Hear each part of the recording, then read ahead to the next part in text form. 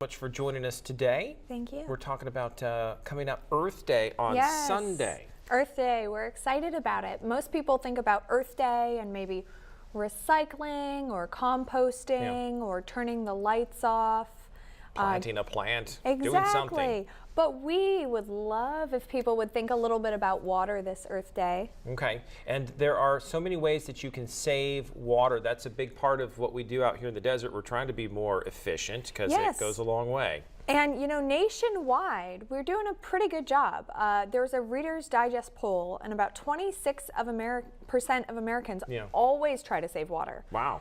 That's good. And there are only 6% of Americans that never try to save water. Okay. And then the rest of us are kind of in between. I do what I can when I can. Yes. And it makes a difference. I guess every drop makes a difference.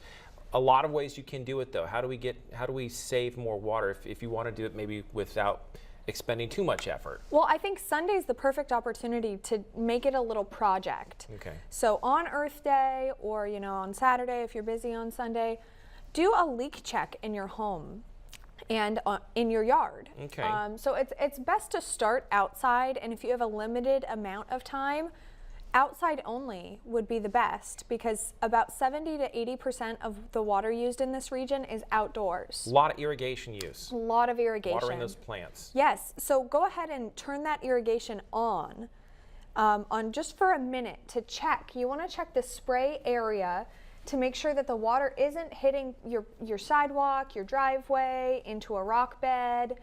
And then make sure that none of the heads are broken or not popping up all the way. You want to make sure that your system isn't so high pressure that the water is just misting away. And then in that photo there, you can tell that the sprinkler head is very close to the sidewalk. Yeah.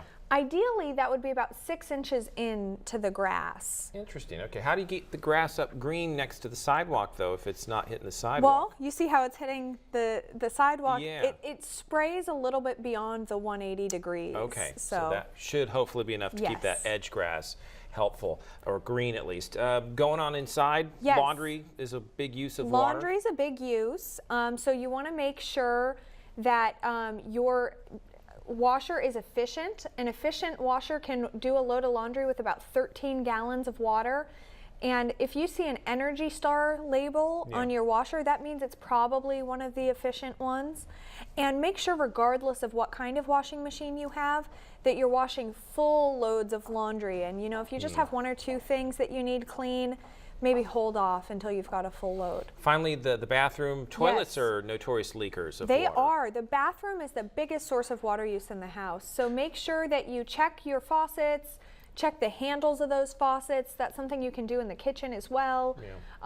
Make sure you have a shower aerator.